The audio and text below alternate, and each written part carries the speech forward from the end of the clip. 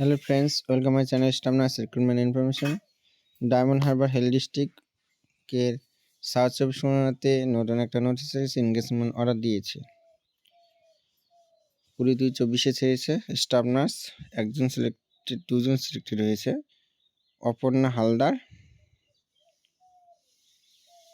ফলতা সিংখা রয় দুজন সিলেক্টেড হয়েছে।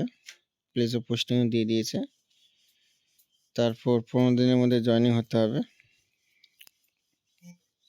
জয়েনিংয়ের সময় যা যা ডকুমেন্টসগুলো লেখা আছে সেগুলো নিয়ে যাবে, আর মেডিকেল ফিটনেস সার্টিফিকেটটা নিয়ে যাবে ডক্টরকে দিয়ে ফিল আপ করে।